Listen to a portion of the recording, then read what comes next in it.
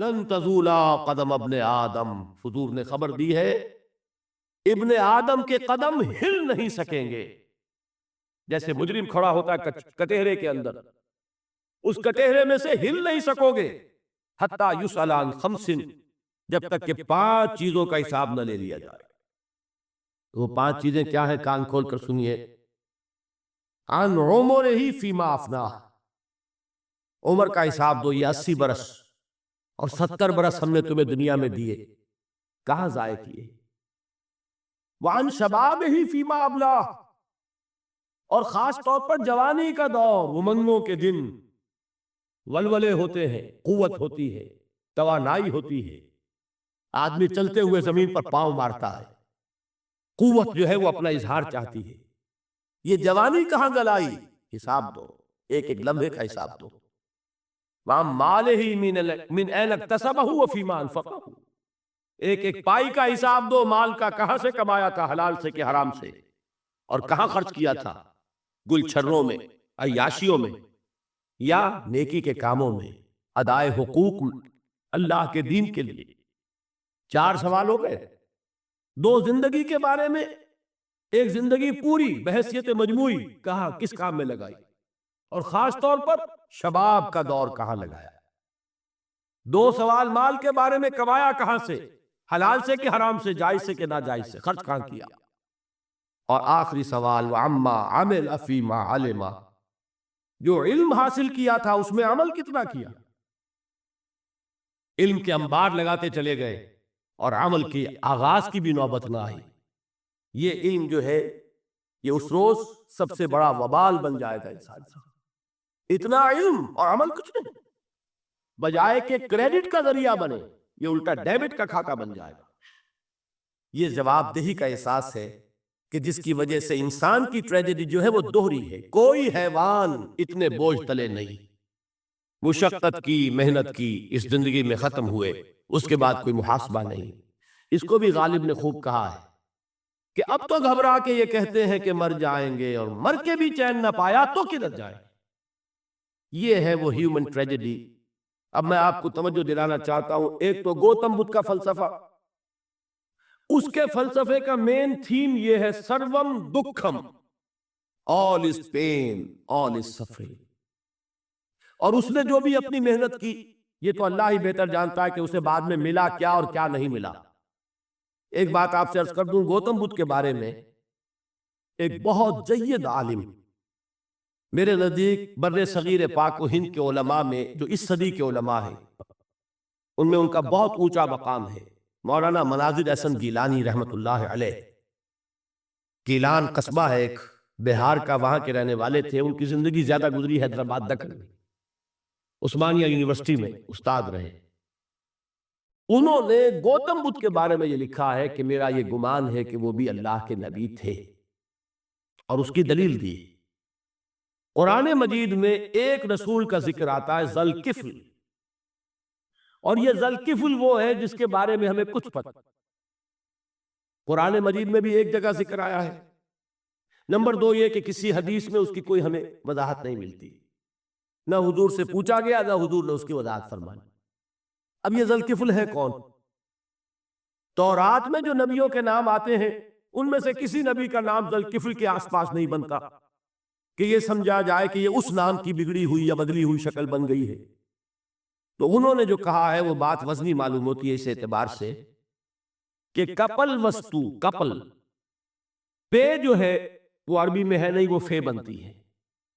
تو ذوالکفل کے معنی کفل والا، اور یہ کفل جو ہے کپل، کپل والا، جس کو ہم کہتے ہیں کپل وستو کا شہزادہ.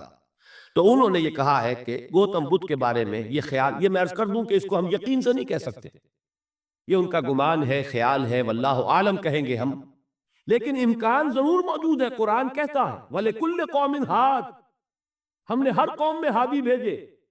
وَإِن مِّن قَرْيَةٍ إِلَّا خَلَا فِيهَا نَذِيرٌ، کوئی بستی ایسی نہیں دنیا میں جس میں کوئی نہ کوئی خبردار کرنے والا نہ آیا ہو. تو یہ ممکن نہیں ہے کہ وہاں نبی نہ آئے ہوں، لیکن ان کی تعلیمات اتنی بدل گئی ہیں کہ ہم ان کو پہچان نہیں سکتے. حضرت مسیح علیہ السلام کی تعلیمات اگر عیسائیوں سے ہم سمجھے تو کبھی بھی انہیں اللہ کا نبی نہیں مان سکتے. یہ تو قرآن مجید میں آ کر حضرت مسیح علیہ الصلوۃ والسلام کی اصل حقیقت ہمیں پائی، ورنہ تو خدا کا بیٹا ثالث ثلاثہ ان کو کیسے ہم مانتے ہیں؟ لیکن یہ کہ قرآن نے بتایا تو جان لیجئے ہو سکتا ہے کہ گوتم بدھ بھی اللہ کے نبی ہو، لیکن ہو سکتا ہے کہ درجے میں کہیں گے، یقین سے نہیں کہیں۔ بہرحال گوتم بدھ نے اس دکھ، رنج، صدمہ، غم جو انسان کا مقدر ہے اس کا مشاہدہ کیا، اور پھر تپسیائیں کی، علم حاصل کیا، رشیوں منوں کے پاس گیا، اس نے کوشش کی کہ معلوم ہو سیلویشن کا راستہ کون سا ہے، اس دکھ سے نجات پانے کی کوئی سبیل بھی ہے کہ نہیں، اس غم سے، اس نجات سے، اس اندوہ سے انسان کسی طریقے سے چھوٹ سکتا ہے یا نہیں۔ اسی کو سیلویشن کہتے ہیں انگریزی میں، اسی کو ہندی میں نروان کہتے ہیں، اسی کو عربی میں نجات کہتے ہیں۔ ان النجات معلقۃ بمجموع هذه الاشیاء، میں نے امام راضی رحمۃ اللہ علیہ کے الفاظ میں آپ کو وہ لفظ بتایا، نجات کی راہ۔ اچھا، جدید فلسفوں میں جن حضرات کو دلچسپی کی بات ہے انہی کے بارے میں یہ عرض کر رہا ہوں۔ جدید فلسفوں میں بھی ایک فلسفہ ہے وجودیت، ایگزسٹانشلزم۔ آپ نے نام سنا ہوگا سارترے، یہ فرینچ فلسفر، اور اس وقت دنیا میں جو نوجوان نسل ہے وہ بہت زیادہ متاثر ہوئی ہے سارترے کے فلسفے سے۔ کرکیگارڈ پرانے دور میں اور سارترے اس دور میں، ان کے فلسفے کا نام ہے وجودیت، ایگزسٹانشلزم۔ اس کا مرکزی خیال بھی یہی ہے، انسان کے لیے دکھ ہی دکھ ہے، صدمہ ہی صدمہ ہے، رنج ہی رنج ہے۔ صرف یہ ہے کہ کچھ حساس لوگ ہوتے ہیں وہ صدمے کو زیادہ محسوس کرتے ہیں، کچھ ذرا ان کی حس جو ہے وہ کوئی ڈل ہو جاتی ہے، کند ہو جاتی ہے۔ وہ جو غالب کا شعر میں نے آپ کو سنایا کہ مشکلیں اتنی پڑی مجھ پر کہ آسان ہو گئی، ورنہ یہ ہے کہ انسان سوچے تو دکھ ہے۔ اب یہ دکھ جو ہے اس سے نجات کا کوئی راستہ بھی ہے کہ نہیں، یہ کوسچن مارک ہے، جس کا جواب ہے تیسری آیت میں، اِلَّا الَّذِينَ آمَنُوا وَعَمِلُوا الصَّالِحَاتِ وَتَوَاصَوْا بِالْحَقِّ وَتَوَاصَوْا بِالصَّبْرِ۔ جو ایک نا امیدی کی کیفیت طاری ہوتی ہے، وَالْعَصْرِ إِنَّ الْإِنسَانَ لَفِي خُسْرٍ، زمانے کی قسم ہے تمام انسان برباد ہونے والے ہیں، تباہی میں ہے، گھاٹے میں ہے، ٹوٹے میں ہے۔ اس سے جو ایک مایوس کن صورتحال سامنے آتی ہے، اس مایوسی سے نجات دلانے والی آیت ہے تیسری آیت۔ ایک راستہ ہے، یہ امید کی کرن ہے، تباہی سے بچ سکتے ہو، ابدی بربادی، وہ بربادی۔ یہاں تو یہ ہے کہ ہم نے مشقتیں اٹھا لی، فقے جھیل لیے، تکلیفیں برداشت کر لی، سمے برداشت کر لیے، لیکن موت آئی، اس کا خاتمہ ہو گیا۔ لیکن اس کے بعد اگر خدا نہ خواستہ جہنم میں جھونک دیے گئے، وہ ابد الآباد تک کی، وہ ہمیشہ ہمیشہ کی جلن۔ قرآن کہتا ہے کہ اگر ایک کھال جل جائے گی، جھلس جائے گی، اللہ اور کھال دے دے گا۔ دیکھیے، یہ بھی جدید دور میں آپ کو معلوم ہوگا، بورس بکائی نے جو کتاب لکھی ہے، دی فرینچ سرجن، اس نے ثابت کیا ہے کہ قرآن مجید نے جتنے نیچرل فینومینا کا حوالہ دیا ہے وہ بالکل سائنس کے مطابق ہے۔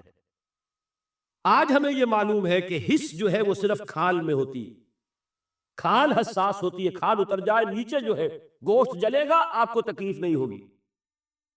معلوم قرآن نے کہا ہے کہ جب کھالیں ان کی جھلس جائیں گی ہم نئی کھال دے دیں گے، تاکہ وہ سوزش جو ہے، وہ جلن کا احساس برقرار رہے، وہ ختم ہونے نہ پائے۔ حالانکہ اس کی ضرورت نہیں ہے، اگر اندر کا گوشت بھی حس والا ہوتا تو پھر کھال دوبارہ عطا کرنے کی ضرورت نہیں ہے، گوشت جلے گا، اس سے بھی جلن کا اور سوزش کا احساس ہو جائے گا۔ لیکن قرآن کہتا ہے کہ نہیں، کلما نضجت جلودہم بدلنا لہم جلودا غیرہا، جب ان کی کھالیں جھلس جائیں گی، جل جائیں گی، ہم ان کی کھالیں بدل دیں گے تاکہ وہ سوزش برقرار رہے۔ ثم لا يموت فیہا ولا یحیا، پھر نہ وہ اس میں جی سکے گا نہ مر سکے گا، نہ زندوں میں ہوگا نہ مردوں میں ہوگا۔ موت کو پکارے گا، کاش کہ موت آ جائے جو مجھے اس مشقت سے اور مشکل سے چھٹکارا دلا دے۔ وہ موت جس سے اس وقت ہم بھاگتے ہیں، اگر خدا نہ خواستہ اس جہنم میں جھونکے گئے تو پھر موت کو پکاریں گے اور موت نہیں آئے گی۔ اس عذاب سے، اس ابدی ناکامی سے، اس خسران سے، اس ابدی ہلاکت سے بچنے کا کوئی راستہ ہے؟ وہ جو میدان حشر میں پکاریں گے لوگ، این المفر، کوئی جائے فرار ہے، کوئی جائے پناہ ہے، وہ جائے فرار، وہ جائے پناہ اس دنیا میں اللہ نے ہمیں عطا فرمائی، اسی کا نام صراط مستقیم ہے۔ الا الذین آمنوا وعملوا الصالحات وتواصوا بالحق وتواصوا بالصبر، ایک راستہ ہے